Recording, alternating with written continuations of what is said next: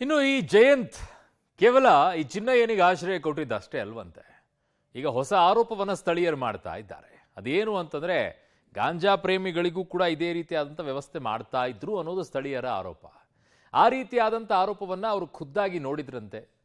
ಒಂದು ಕಿಸೆಯಿಂದ ತಮ್ಮ ಪಾಕೆಟಿಂದ ಹಿಂಗೆ ಹಂಚುವಂಥ ಕೆಲಸ, ರಾತ್ರಿ ಎಲ್ಲ ಅಲ್ಲಿ ಬರ್ತಾ ಇದ್ರು, ಗಾಂಜಾ ಮಾರಾಟ ಮಾಡ್ತಾ ಇದ್ರು ಅನ್ನುವಂಥ ಅನುಮಾನ. ಪೊಲೀಸರಿಗೂ ಕೂಡ ಈ ದೂರನ್ನ ಕೊಟ್ಟಿದ್ದೆ ಅಂತ ಅವರು ಹೇಳಿದ್ದಾರೆ. ಏನಾಗಿದೆ ಬೆಳವಣಿಗೆ ನೋಡಿ. ಮನೆಯಲ್ಲಿ ಇವತ್ತು ಚಿನ್ನಯ್ಯನ ಕರೆತಂದು ಮಾಜರ್ ಮಾಡುವಂಥ ಪ್ರಕ್ರಿಯೆ ಮಾಡ್ತಾ ಇರೋಂಥದ್ದು. ಜೊತೆಗೆ ಜಯಂತ್ ಅವರ ಮನೆ ಮೇಲಿದ್ದಂಥ ಬಾಡಿಗೆದಾರರು, ಅಂದರೆ ಈ ಹಿಂದೆ ಇದ್ದಂಥವರು ಈಗ ನಮ್ಮ ಜೊತೆಲಿದ್ದಾರೆ, ಅವರನ್ನೇ ಮಾತಾಡಿಸುವಂಥ ಒಂದಷ್ಟು ಪ್ರಯತ್ನಗಳನ್ನು ಮಾಡ್ತೀನಿ. ಮೇಡಮ್, ನೀವು ಎಷ್ಟು ವರ್ಷಗಳ ಕಾಲ ಜಯಂತ್ ಅವರ ಮನೆ ಮೇಲೆ ಇದ್ರಿ? ಏನಾಯಿತು, ಏನು ನಡೀತಾ ಇತ್ತು ಸರ್? ನಾವು ಒಂದು 5 ಇಯರ್ಸಿಂದ ನಾವು ಅದೇ ಬಿಲ್ಡಿಂಗಲ್ಲಿ ಇದ್ದೀವಿ. ಟಿ ಕೆ ಕೃಷ್ಣಮೂರ್ತಿ ಅಂತ ಹೇಳಿಬಿಟ್ಟು ಓನರ್ ಅವರು. ಸೊ ಅವ್ರ ಬಿಲ್ಡಿಂಗಲ್ಲೇ ಇದ್ವಿ 5 ವರ್ಷದಿಂದ. ಇವ್ರಿಗೂ ಮತ್ತು ಜಯಂತ್ ಮತ್ತು ಅಲ್ಲಿ ಇಂದುನೋ ಬಿಂದುನೋ ಅವ್ರ ಹೆಸರು ಸರಿಯಾಗಿ ನನಗೆ ಗೊತ್ತಿಲ್ಲ. ಸೊ ಅವ್ರಿಗೂ ನಮಗೂ ಈ ಗಾಂಜಾ ವಿಚಾರದಲ್ಲಿ ಗಾಂಜಾ ಮಾರ್ತಾ ಇದ್ದಾರೆ ಇವರು ಅಂತ ನಾನು ಓನರ್ಗೂ ಕೂಡ ಇನ್ಫಾರ್ಮೇಷನ್ ಮಾಡಿದೆ. ಆಮೇಲೆ ಪೊಲೀಸ್ ಕೂಡ ನಾನು ಇನ್ಫಾರ್ಮೇಷನ್ ಮಾಡಿದೆ. ಸೊ ಅವರು ಪೊಲೀಸ್ನವರು ಬಂದುಬಿಟ್ಟು 1-2 ದಿನ ಬಂದುಬಿಟ್ಟು ವಾಚ್ ಮಾಡೋದ್ರು. ಓಕೆ, ಈಗ ಚಿನ್ನಯ್ಯ ಎಷ್ಟು ವರ್ಷಗಳಿಂದ ಬರ್ತಿದ್ದ ಏನು ಅನ್ನೋದು ಏನಾದ್ರು ಅಬ್ಸರ್ವ್ ಮಾಡಿದ್ರೆ ನಿಮ್ಗೆ ಗೊತ್ತಾ? 1.5 ವರ್ಷದಿಂದ ಬರ್ತಾ ಇದ್ರು ಸರ್. ಇನ್ನೂ ಮುಂಚೆಯಿಂದನೇ ಬರ್ತಿರ್ಬೋದಿತ್ತೇನೋ, ನನಗೆ ಗೊತ್ತಿಲ್ಲ. ಬಟ್ ಅವರು ಅಷ್ಟೊಂದು ಹೇಳ್ಕೊಳ್ಳೋಂಥ ಮನುಷ್ಯ ಅಲ್ಲ ಸರ್. ತುಂಬ ಕ್ರಿಮಿನಲ್ ಮನುಷ್ಯ ಜಯಂತ್ ಅವರು. ಮಾತ್ರ ಕ್ರಿಮಿನಲ್ ಬುದ್ಧಿಗಳೆಲ್ಲ ಇರ್ತಿತ್ತು. ಆದರೆ ತುಂಬ ವರ್ಷದಿಂದ ಬೇರೆ ಬೇರೆ ಥರ ಎಲ್ಲ ಇದೆ. ಅವ್ರು ಮಾತೆತ್ತಿರೋ ಒಂಥರ ಮಾತಾಡೋ ಶೈಲಿನೇ ಬೇರೆ ಇರ್ತಿತ್ತು. ಹಂಗಾಗಿ ನಾವು ಮಾತಾಡೋಕೆ ಹೋಗ್ತಾ ಇರಲಿಲ್ಲ ಸರ್. ಚಿನ್ನಯ್ಯನ ಯಾವತ್ತಾರು ಮುಖಾಮುಖಿ ಭೇಟಿಯಾಗಿದ್ದಂಥದ್ದು ಈಗ, ಯಾಕೆಂದರೆ ಅವ್ರ ಮುಖ ರಿವೀಲ್ ಆಗಿದೆ, ಗೊತ್ತಿದೆ, ಆದ್ದರಿಂದ ನೀವು ಯಾವತ್ತಾರು ಮುಖಾಮುಖಿ ಭೇಟಿಯಾಗಿದ್ದು ಆ ನೆನಪೇನಾರು ಇದೆಯಾ ನಿಮಗೆ?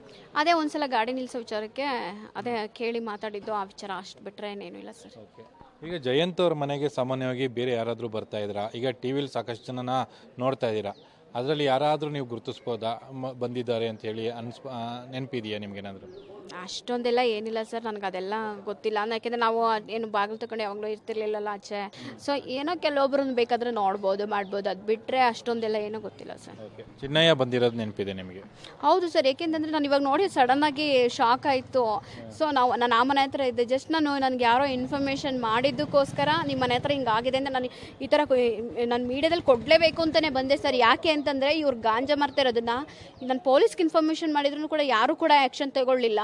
ನಮ್ಮ ಅದೇ ವಿಚಾರಕ್ಕೋಸ್ಕರ ನಮ್ಗೆ ಎಷ್ಟು ಕಿರುಕುಳ ಕೊಟ್ಟಿದ್ದಾರೆ, ನಮ್ಗೆ ಎಷ್ಟು ನೋವು ಕೊಟ್ಟಿದ್ದಾರೆ ಅಂದರೆ ಅಲ್ಲಿ ಹೆಚ್ಚು ಕಮ್ಮಿ ಏನಿಲ್ಲ ಅಂದರೂ 15-20 ಬೆಕ್ಕು ಬರ್ತಾ ಇತ್ತು ಡೈಲಿ. ಅಷ್ಟು ಬೆಕ್ಕಿಗೆ ನಾನು ಊಟ ಆಗ್ತಾ ಇದ್ದೆ. ಕ್ಯಾಟ್ ಫುಡ್ ಆಗಿರ್ಬೋದು, ಚಿಕನ್ ಆಗಿರ್ಬೋದು, ಫಿಶ್ ಆಗಿರ್ಬೋದು. ಯಾರನ್ನಾದರೂ ಕೇಳಿ ಸರ್, ಈ ರೋಡಲ್ಲಿ ಹೇಳ್ತಾರೆ. ಮತ್ತು ಇಲ್ಲಿ ಬೀದಿ ನಾಯಿಗಳು ಹೆಚ್ಚು ಕಮ್ಮಿ 6-7 ನಾಯಿ ಇರ್ತಾ ಇತ್ತು. ಅದಕ್ಕೂ ನಾನು ಡೈಲಿ ಫುಡ್ ಆಗ್ತಾಯಿದ್ದೆ. ನಾನು ಬೇಕಾದ್ರೆ ಚಿಕನ್ ಅಂಗಡಿ ಕರ್ಕೊಂಡು ಹೋಗ್ತೀನಿ, ನೀವು ಸಾಕ್ಷಿ ಬೇಕಾದ್ರೆ ಅಲ್ಲೂ ಕೇಳಿ. ಫಿಶ್ ಅಂಗಡಿ ಕರ್ಕೊಂಡು ಹೋಗ್ತೀನಿ, ಅಲ್ಲೂ ಬೇಕಾದರೆ ಕೇಳಿ. ನಾನು ಎಷ್ಟು ತಂದು ಎಷ್ಟೆಲ್ಲ ಆಗ್ತಾಯಿದ್ದೆ, ಎಷ್ಟೆಲ್ಲ ಹೆಲ್ಪ್ ಮಾಡ್ತಾ ಇದ್ದೆ ಅಂತ ಹೇಳ್ಬಿಟ್ಟು. ಅಂಥದ್ರಲ್ಲಿ ಒಂದು ಪ್ರಾಣಿನ ಹಶು ನಿಗಿಸ್ತಾ ಇದ್ದೆ ನಾನು. ಅದಕ್ಕೋಸ್ಕರನೇ ಅವ್ರಿಗೆ ಬೆಕ್ಕುಗಳನ್ನ ಕಂಡ್ರೆ ನಾಯಿಗಳು ಕಂಡ್ರೆ ಆಗ್ತಾ ಇರಲಿಲ್ಲ. ಯಾರಿಗೆ ಮಲಯಾಳೀಸ್ ಇಬ್ಬರು ಏನು ಮನೆ ಇದೆ, ಇಂದುನ ಬಿಂದುನ ಮತ್ತು ಜಯಂತ್ ಅವ್ರ ಮನೆಗೆ, ಅವ್ರಿಗೆ ಯಾರಿಗೂ ಬೆಕ್ಕುಗಳು ಕಂಡ್ರೆ ಆಗ್ತಾ ಇರಲಿಲ್ಲ. ಅವರು ಹೊಡೆದು ಇದು ಮಾಡಿಬಿಟ್ಟು ವಿಷ ಹಾಕಿಲ್ಲ ಸಾಯಿಸಿದ್ದಾರೆ ಸರ್. ನಾನು ಬೀದಿ ಬೆಕ್ಕನ್ನ ಅಷ್ಟೊಂದು ಇದಾಗಿ ಸಾಕಿದೆ. ಅದೇ ವಿಚಾರಕ್ಕೆ ನಾವು ಬೆಕ್ಕು ಸಾಕಿದ್ದು ಅನ್ನೋ ವಿಚಾರಕ್ಕೇ ಜಗಳ ಹತ್ತಿಸ್ಕೊಂಡು ಇದೇ ವಿಚಾರಕ್ಕೋಸ್ಕರನೇ ನನ್ನ ಹತ್ರ ಫಸ್ಟ್ ಜಗಳ ಮಾಡಿದ್ರು ಅವರು. ಆಮೇಲೆ ನಾನು ಅಬ್ಸರ್ವ್ ಮಾಡಿದೆ. ಸೊ ನಮಗೆ ಗೊತ್ತಾಗೋಯ್ತು ಇವರು ಏನು. ನಾನು ತುಂಬ ಸಲ ಹಿಂಗೆ ಜೇಬಿಗೆ ಹತ್ತತ್ರನೇ ಹಿಂಗೆ ಕೊಡೋರು. ಅದು ಹೇಗಿರ್ತಿತ್ತು? ನೀವು ಎಷ್ಟು ವರ್ಷದಿಂದ ಬರ್ತಿದ್ರು ಅಂತ ಏನಾದ್ರು ನೆನಪಿದೆಯಾ? ನೀವು 5 ವರ್ಷ ಇದ್ರಿ ಈ ಮನೇಲಿ, ಎಷ್ಟು ವರ್ಷದ ಹಿಂದೆಯಿಂದ ಬಂದಿದ್ರು ಅಂತ ಏನಾದ್ರು ನೆನಪಿದೆಯಾ? ಹೆಚ್ಚು ಕಮ್ಮಿ 1-1.5 ವರ್ಷದಿಂದ ಬಂದು ಹೋಗಿ ಮಾಡ್ತಾ ಇದ್ದಾರೆ ಸರ್. ನಾನು ನೋಡಿದ್ದೀನಿ. ಅಂದರೆ ಅವರ ಚಲನವಲನಗಳು ಬೇರೆಯವರು ಯಾರಾದರೂ ಬರುವಂಥದ್ದು, ಹೆಚ್ಚು ಜನ ಬರ್ತಿದ್ದು, ಆದಿತ್ಯ ಏನಾದರೂ ನೋಡಿದ್ದೀರಾ, ಅಬ್ಸರ್ವ್ ಮಾಡಿದ್ದೀರಾ? ಹೌದು ಸರ್, ಅವ್ರ ಮನೆಗೆ ತುಂಬ ಜನ ಬರೋರು. ಅವರು ಇವರು ಅಂತಂದಿರಿ ದಿನಕ್ಕೆ ಏನೇನೋ ಅಂದರೆ 9-10 ಜನ ಆದರೂ ಬಂದೇ ಬರೋರು ಸರ್. ಇದಿಷ್ಟು ಜಯಂತ್ ಅವರ ಮನೆ ಮೇಲೆ ಬಾಡಿಗೆಗಿದ್ದಂಥ ಮಹಾಲಕ್ಷ್ಮಿ ಅವರ ಹೇಳಿಕೆ ಕೊಡ್ತಾ ಇರೋಂಥದ್ದು. ಅಂದರೆ ಜಯಂತ್ ಅವರ ಮನೆಯಲ್ಲಿ ಚಿನ್ನಯ್ಯನನ್ನು ನಾನು ಕಳೆದ 1-1.5 ವರ್ಷದಿಂದನೂ ಕೂಡ ನೋಡಿದ್ದೀನಿ ಅಂತೇಳಿ ಹೇಳಿಕೆಯನ್ನು ಕೊಟ್ಟಿರೋಂಥದ್ದು. ಕ್ಯಾಮ್ರಾ ಪರ್ಸನ್ ರಾಜು ಜೊತೆ Muralidhar, crime bureau, public TV.